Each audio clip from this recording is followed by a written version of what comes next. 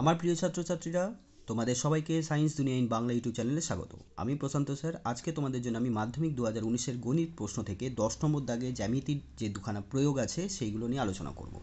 এর আগের পার্ট 1 থেকে পার্ট 9 ভিডিও যারা দেখোনি তারা এই ভিডিও ডেসক্রিপশন বক্সে চলে যাও, সেখানে লিঙ্ক দেওয়া আছে, সেখান থেকে তোমরা দেখে নিতে পারো। আমি বিস্তারিতভাবে প্রত্যেকটা প্রশ্ন আলোচনা করেছি। তো দেখা যাক 10 নম্বর দাগে কী প্রশ্ন দেওয়া হয়েছে। দেখো, দুটো প্রশ্ন আমরা এখানে দেখতে পাচ্ছি 10 নম্বর দাগে দেওয়া আছে। প্রথম প্রশ্ন যেটা বলা হলো, ও কেন্দ্রবৃত্তের পরিলিখিত চতুর্ভুজ ABCD হলে প্রমাণ করো যে AB plus CD equals to BC plus DA। এই যে প্রয়োগটা আমরা দেখতে পাচ্ছি, এটা হচ্ছে তোমাদের বইতে দেখবে স্পর্শক সংক্রান্ত উপপাদ্য আছে, তো সেখান থেকে এটা দেওয়া হয়েছে, ঠিক আছে। তো এটা তোমাদের বইতেও পেয়ে যাবে তোমরা, আমি এটা তোমাদের করে বুঝিয়ে দেখাবো।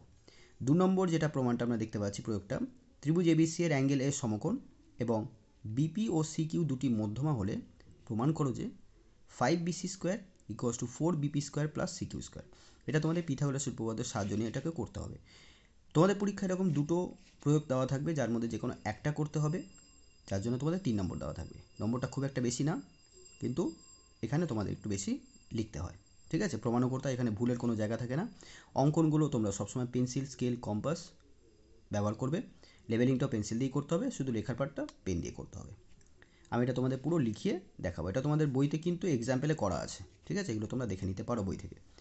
তো ব্যাপারটা খুব ভালো করে বোঝার ব্যাপার থাকে। যারা জ্যামিতিতে একটু দুর্বল আছো তারা কিন্তু প্রয়োগ সচরাচর তোমরা এটা করতে পারবে না। তোমাদের খুব ভালো করে জ্যামিতির উপরে একটা জ্ঞান অর্জন করতে হবে, তারপর কিন্তু এই ধরনের প্রয়োগ তোমরা নিজেরা করতে পারবে। হ্যাঁ, আমি যখন বোঝাবো তোমরা অবশ্যই সেটা বুঝতে পারবে, এবং বোঝার পর তোমরা সেটা নিজেরা পড়বে, মুখস্থ করবে, সেটাকে লিখবে, এইভাবে প্র্যাকটিস করে তোমরা তৈরি করে নেবে। কারণ পরীক্ষা তো একটা করতে হবে। তো এরকম কয়েকটা করে গেলেই তোমাদের একটা কমন পেয়ে যাবে, এবং সেটা তোমরা করে আসতে পারবে, নাম্বারটাও তুলতে পারবে। কিন্তু সঠিকভাবে তোমরা যদি নিজে থেকে করতে চাও, একটা জিনিস যদি নিজে থেকে করতে চাও, তাহলে কিন্তু তোমাদের যথেষ্ট জ্যামিতির নলেজ রাখতে হবে, ঠিক আছে। আচ্ছা, তো যারা তোমরা 2024-এ মাধ্যমিক দিচ্ছ, তাদের জন্য কিন্তু এই দুটো প্রয়োগ কিন্তু খুবই গুরুত্বপূর্ণ প্রয়োগ, ঠিক আছে। তাহলে চলো আমরা শুরু করি। প্রথম প্রয়োগে কি বলছে দেখো, ও কেন্দ্রবৃত্তের পরিলিখিত চতুর্ভুজ ABCD। পরিলিখিত চতুর্ভুজ মানে একটা বৃত্ত আছে, তাকে ঘিরে আছে ABCD একটা চতুর্ভুজ। পরিলিখিত মানে ঘেরা, ঠিক আছে। তো চতুর্ভুজ ABCD দিয়ে বৃত্তটা ঘেরা আছে, তাহলে প্রমাণ করো AB plus CD equals to BC plus D। তো আমরা কি করব, 10-এর 1 নম্বর, আমরা সবার প্রথমে একটা বৃত্ত এঁকে নিই।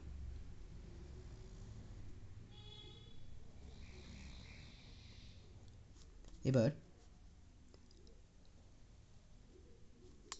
আমরা একটা চতুর্ভুজ অঙ্কন করব।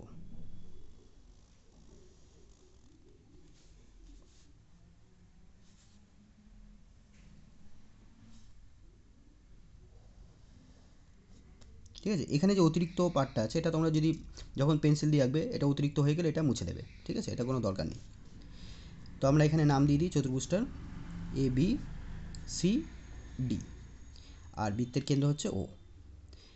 এখন এই যে প্রয়োগটা আছে, এই প্রয়োগে কিন্তু এই স্পর্শবিন্দুর কথা কিন্তু উল্লেখ করা নেই। আমরা সবসময় জানবো যে একটা বৃত্তকে যখন একটা চতুর্ভুজ ঘিরে থাকবে, অর্থাৎ পরিলিখিত হয়ে থাকবে, তখন অবশ্যই বৃত্তটা চতুর্ভুজের 4টে বাহুকে কিন্তু স্পর্শ করবে। এবং এই বিন্দুর যেহেতু কোনো উল্লেখ নেই, তাই আমাদের এখানে বিন্দুগুলো ধরে নিতে হচ্ছে। এই বিন্দুটা আমি ধরে নিচ্ছি E, এই বিন্দুটা আমি ধরে নিচ্ছি F, CD বাহুটা বৃত্তকে যে বিন্দুতে স্পর্শ করেছে সেটা G, একইভাবে এটা H। যেহেতু এই বিন্দুর কোনো উল্লেখ নেই, তাই এখানে কিন্তু আমাকে একটা স্বীকারোক্তি দিতে হবে, কারণ আমি এটা EFGH ধরেছি। তোমরা PQRS ধরতে পারো, মানে এক একজন এক এক রকমভাবে ধরতে পারে, সেই হিসাবে এখানে একটা স্বীকারোক্তি তোমাকে দিতে হবে। সাধারণত যখনই তোমার এই বিন্দুগুলোর উল্লেখ থাকে না, বা কোনো একটা বাহু বা বিন্দু বা কোণ উল্লেখ থাকে না, অথচ সেটা আমাদের প্রমাণ করতে গেলে লাগবে, সেই রকম ক্ষেত্রে তোমাদের কিন্তু স্বীকারোক্তি লিখতে হবে। মানে অতিরিক্ত কিছু নিয়ে আসলেই আমাদের স্বীকারোক্তি দিতে হয়, এক্ষেত্রে স্বীকারোক্তি দিতে হবে, অন্যথা আমরা দেব না। তো এই ক্ষেত্রে স্বীকারটা কি হবে, ধরি ও কেন্দ্রীয়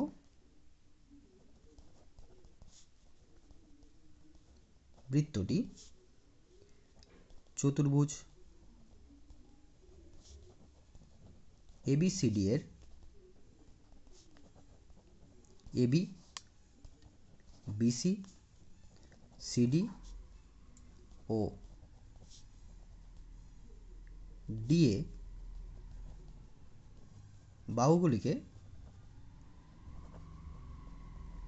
যথাক্রমে ই, এফ, জি ও এইচ বিন্দুতে ছেদ করেছে।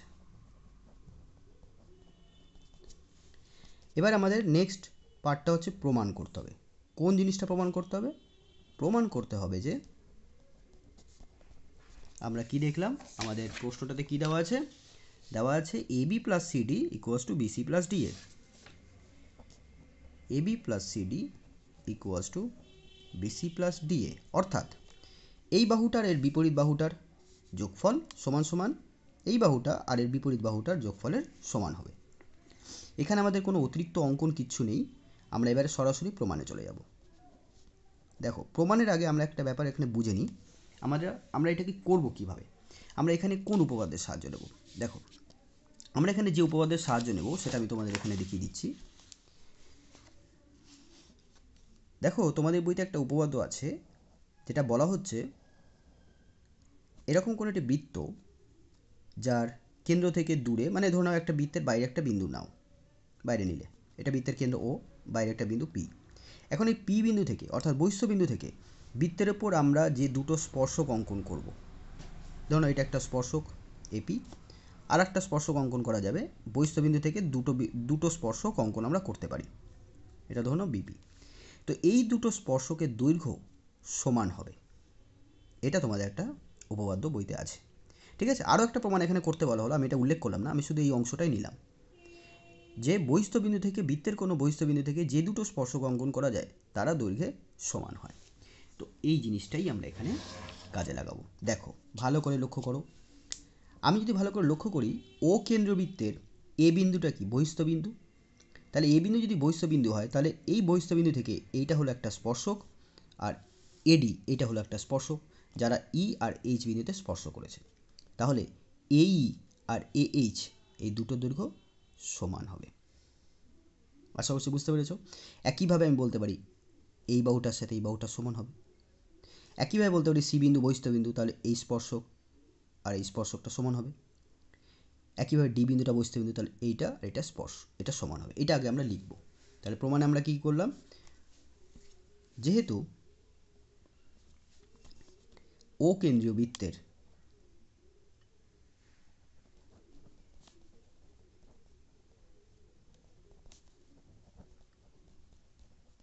বহিঃস্থ বিন্দু হলো এ এবং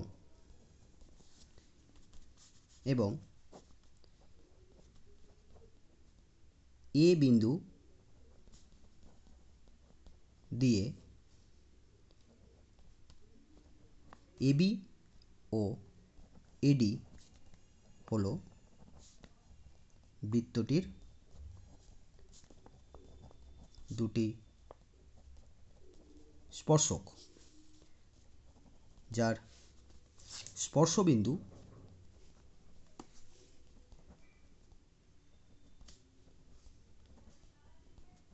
যথাক্রমে এবির স্পর্শবিন্দু হচ্ছে ই এবং এডির স্পর্শবিন্দু এইচ। অতএব আমরা কি লিখতে পারি, A E equals to A H, এটা 1 নম্বর আমি দিয়ে দিলাম। একইভাবে বা একই কারণে বা একই যুক্তিতে, ঠিক আছে, আমরা কি লিখতে পারি, একই কারণে আমরা লিখতে পারি বিই ইকুয়ালস টু বিএফ। একইভাবে সিএফ ইকুয়ালস টু সিজি, এটা 3 নম্বর।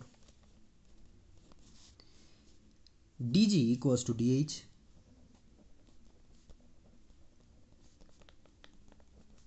এবং আচ্ছা ডিজি ডিএইচ হয়ে গেল, ঠিক আছে হয়ে গেছে। তাহলে 4টে জিনিস আমরা পেয়ে গেলাম। এখন আমরা কি করব দেখো, এখন যেহেতু আমাদের এটা প্রমাণ করতে হবে আমরা এই অংশটাকে নেব।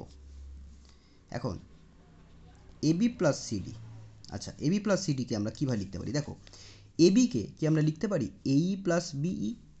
হ্যাঁ, লেখা যায় এই প্লাস ইবি বা বিই, এটা আমরা এবির জায়গায় লিখলাম। প্লাস সিডি, সিডিকে কি আমরা লিখতে পারি CG plus DG? CG plus DG. এইবার আমরা কি করব, দেখো আমরা এই যে এই দেখতে পাচ্ছি এই আর এইচ সমান, তো তাহলে আমরা কি করব, এখন আমরা এ ইর জায়গায় এইচ লিখব। দেখো আমরা এই ইকুয়ালস টু জানি এইচ, তাহলে এই জায়গায় লিখব এইচ। বিইর জায়গায় কি লিখব বিএফ, বিএফ প্লাস সিজি, সিজির জায়গায় কি লিখব সিএফ, আর ডিজির জায়গায় কি লিখব ডিএইচ। আর এখানে লিখে দেব সমীকরণ 1, 2, 3, 4 এর সাহায্যে।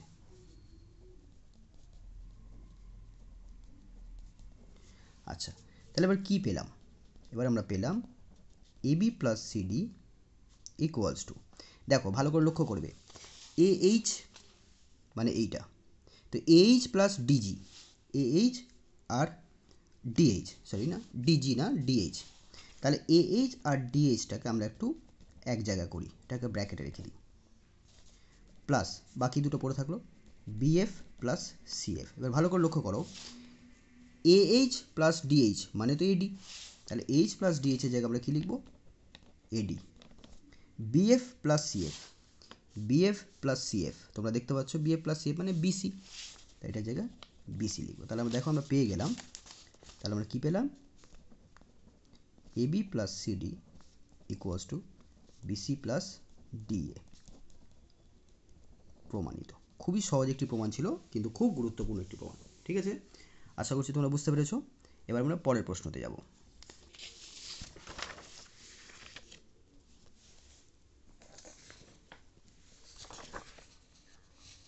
পরের প্রশ্নটা, এটা তোমাদের পিথাগোরাসের উপপাদ্যের সাহায্যে আমাদের এটা করতে হবে। বলছে ত্রিভুজ এবিসি এর অ্যাঙ্গেল এ সমকোণ। এর অর্থ কি, অ্যাঙ্গেল এ যেহেতু সমকোণ, তাহলে এবিসি ত্রিভুজটা একটা সমকোণী ত্রিভুজ, এবং বিপি ও সিকিউ দুটি মধ্যমা। মধ্যমা কাকে বলে আমি এটা তোমাদের বলবো, এটা তোমাদের জেনে রাখতে হবে। ঠিক আছে, এটা যদি না জানো তাহলে কিন্তু এটা প্রমাণ কখনোই করতে পারবে না।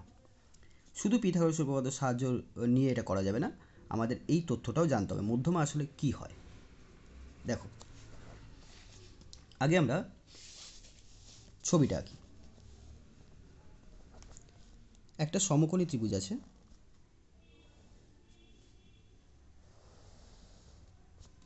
যার এটা হচ্ছে সমকোণ আর ত্রিভুজটা হচ্ছে ABC.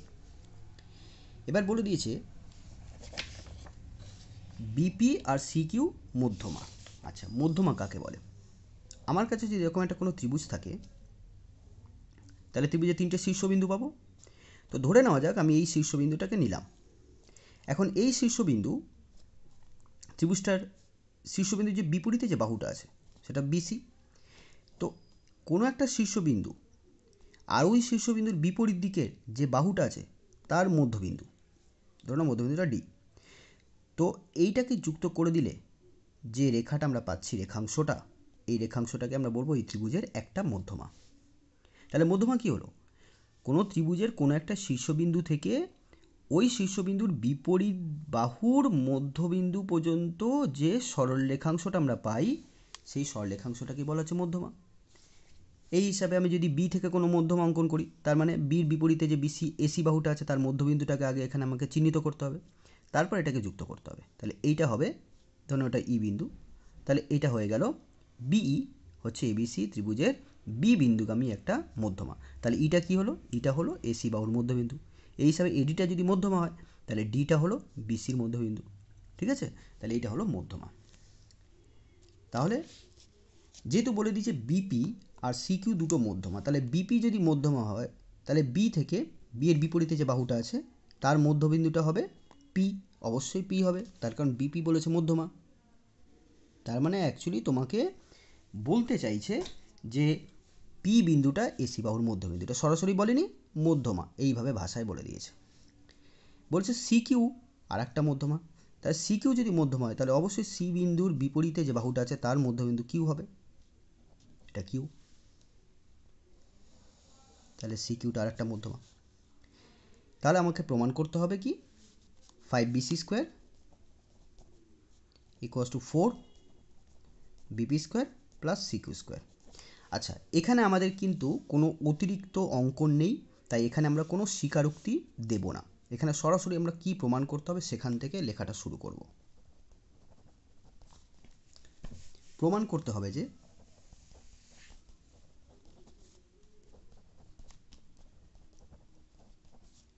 5bc square equals to 4 BP square plus CQ square. দেখো এই প্রমাণটা কিন্তু আমরা স্টেপ বাই স্টেপ করবো আর বুঝবো, একেবারে সরাসরি এখান থেকে আমরা কিন্তু বুঝবো না। এখানে কিছু ক্যালকুলেশন আছে, ক্যালকুলেশনটা আমাদের করতে হবে, ঠিক আছে। আচ্ছা, পিথাগোরাস উপপাদ্য কীভাবে সাহায্য নেব, দেখো যেহেতু এ কোণটা সমকোণ বলেছে, তাহলে এবিসি ত্রিভুজটা কি সমকোণী ত্রিভুজ, তাহলে এ কোণ যদি সমকোণ হয় তাহলে বিসি বাহুটা কি অতিভুজ, ঠিক আছে। তাহলে অতিভুজ আমরা জানি পিথাগোরাস উপপাদ্য বলছে যে অতিভুজের বর্গ সেটা হচ্ছে বাকি দুটো বাহুর বর্গের সমষ্টির সমান হয়। তাহলে প্রমাণে আমরা সেটাকে প্রথমে লিখব। যেহেতু ত্রিভুজ এবিসি এর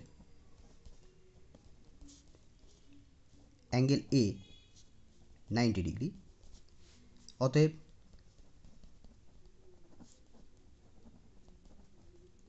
পিথাগোরাসের উপপাদ্য অনুসারে আমরা কি লিখব, BC square equals to AC square plus AB square. এইবার দেখো তো এসি বাহুর মধ্যবিন্দু তো পি, এসি বাহুর মধ্যবিন্দু হচ্ছে পি, তাহলে আমি বলতে পারি এপি আর সিপি সমান। যদি এপি আর সিপি সমান হয় তাহলে এবার এটাও বলতে পারি যে সিপিটা সিপি বা আমি যেটা দেখতে পাচ্ছি এই সিপি বলতে পারো বা এপি বলতে পারো, এই প্রত্যেকটা দ্বিগুণ হচ্ছে এসি, মানে এপিকে 2 দিয়ে গুণ করলে আমরা পাবো এসি, বা সিপিকে 2 দিয়ে গুণ করলে আমরা পাবো এসি, ঠিক আছে। তাহলে এখানে আমরা যেটা করব সেটা হলো আমরা এখান থেকে এইটা নেব। তাহলে এসির জায়গায় আমরা কি লিখতে পারি 2AP, নিশ্চয়ই লিখতে পারি, কারণ এইটা তো সমান, তাহলে এইটা পুরোটার অর্ধেক, তাহলে হয়ে গেল। একইভাবে এবির জায়গায় আমরা লিখতে পারি 2AQ, কারণ কিউ হচ্ছে মধ্যবিন্দু, তাহলে এ কিউ আর বি কিউ সমান, তাহলে অর্থ হচ্ছে কি এ কিউ পুরোটার অর্ধেক, তাহলে এটা উল্লেখ করে দেবে। যেহেতু বিপি ও সি কিউ হলো মধ্যমা, অতএব পি ও কিউ হলো যথাক্রমে এসি ও এবি এর মধ্যবিন্দু, ঠিক আছে। এটা উল্লেখ করলেই হয়ে যাবে, এতে পুরো কারণটাই আছে। আচ্ছা, তাহলে আমরা কি পাচ্ছি, বিসি স্কোয়ার ইকুয়ালস টু পাচ্ছি 4 AP square plus 4 A Q square, এটা 1 নম্বর সমীকরণ। এইবার আমরা আবার পিথাগোরাসের উপপাদ্যের সাহায্য নেব। এবার আমরা এই যে ত্রিভুজটা দেখতে পাচ্ছি এ সি কিউ, এই ত্রিভুজটাও তো সমকোণী ত্রিভুজ, কারণ এই কোণটা হচ্ছে সমকোণ। আবার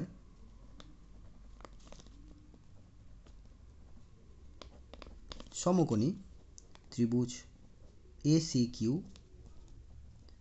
এর ক্ষেত্রে আমরা কি লিখতে পারি, এটা যদি সমকোণ হয় তাহলে সি কিউটা হচ্ছে অতিভুজ, C Q square equals to হবে AC square plus A Q square. আচ্ছা, এসিকে আমরা আবার আগের মতো করে লিখব, ঠিক আছে। এসিকে আমরা আবার আগের মতো করে লিখব, এসি মানে হচ্ছে 2AP, তাহলে লিখব 2AP whole square plus A Q square, আমরা ব্র্যাকেটও রাখতে পারি, ঠিক আছে। তাহলে কত হলো 4AP square plus A Q square, এটা মান পেলাম সি কিউ স্কোয়ারের, এটা 2 নম্বর দিলাম। আবার আমরা দেখতে পাচ্ছি যে এই যে ত্রিভুজটা, এই ত্রিভুজটা সমকোণী ত্রিভুজ এ বিপি, এটা সমকোণী ত্রিভুজ, তাহলে এটা হচ্ছে অতিভুজ, তাহলে বিপি স্কোয়ার ইকুয়ালস টু কি লিখবো, AP square plus AB square.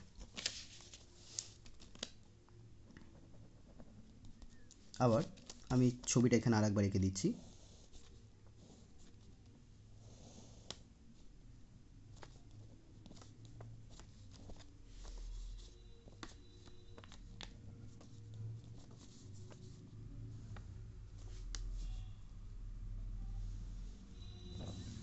আবার সমকোণী ত্রিভুজ এবিপি,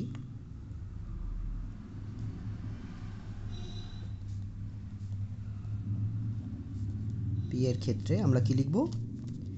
এটা হচ্ছে অতিভুজ BP square equals to AB square plus AP square. একইভাবে আবার এবির জায়গায় আমরা কি লিখব? যেমনটা আগের বারে লিখেছিলাম, এবির জায়গায় আমরা কি লিখেছিলাম? 2 কিউ। তাহলে এখানে আবার লিখব এ কিউর দ্বিগুণ হচ্ছে এবি, তাহলে এবির জায়গায় লিখব 2 কিউ।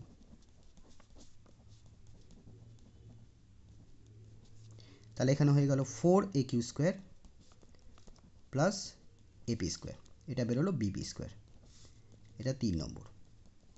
এবার আমরা 2 নম্বর আর 3 নম্বর এই দুটো সমীকরণকে আমরা যোগ করব। এখন 2 ও 3 নং সমীকরণ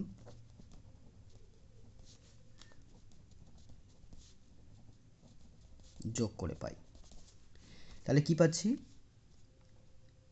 CQ square plus BP square equals to 4 AP square plus A Q square plus 4 A Q square plus AP square.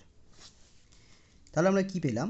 4টে AP square আর এখানে একটা এপি স্কোয়ার, তাহলে হয়ে গেল 5খানা এপি স্কোয়ার। 4টে এ কিউ স্কোয়ার প্লাস একটা এ কিউ স্কোয়ার হয়ে গেল 5টা এ Q square. 5টা আমি কমন নিয়ে নিচ্ছি,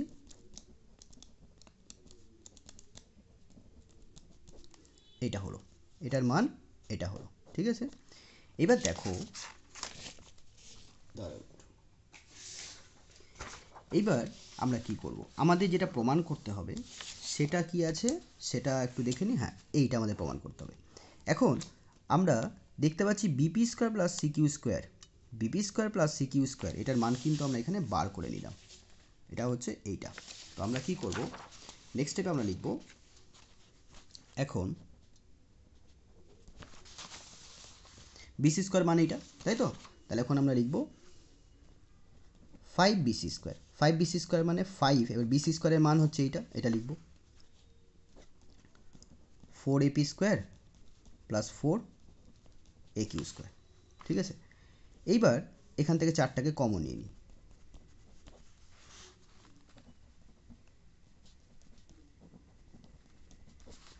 এইবার 4টাকে বাইরে রেখে 5টাকে আমি এইভাবে লিখব, 5টাকে আগে রাখবো, এইভাবে আমি রাখলাম। এবার দেখো তো, তোমরা লক্ষ্য করো, এইটা 5 AP square plus A Q square, actually দেখো আমরা একটু আগে প্রমাণ করলাম 5 AP square plus A Q স্কোয়ারের মান কি? এইটা। তাহলে এখানে লিখে দেবো, এটা তোমার একটা সমীকরণ নাম দিতে পারো 4 নম্বর। তাহলে 4 ইন্টু এইটার ভ্যালু আমরা লিখব CQ square plus BP square, 4 নং সমীকরণ অনুযায়ী। তাহলে আমরা কি পেলাম? তাহলে আমরা পেলাম 5 BC square equals to 4 CQ square plus BP square. তাহলে আমাদের প্রমাণটা কিন্তু হয়ে গেল, তাহলে প্রমাণিত। এটা তোমরা 2বার 3বার করে ভালো করে প্র্যাকটিস করবে, তোমাদের খুব সহজ হয়ে যাবে। আশা করছি তোমরা বুঝতে পেরেছো। যদি কোনো অসুবিধা হয় তোমরা অবশ্যই কমেন্ট বক্সে আমাকে জানাতে পারো। ভিডিওটি যদি ভালো লাগে তাহলে লাইক করো। যদি মনে হয় তোমরা ভিডিও থেকে কিছু শিখেছো তাহলে বন্ধুদের সাথে ভিডিওটা শেয়ারও করতে পারো। ধন্যবাদ।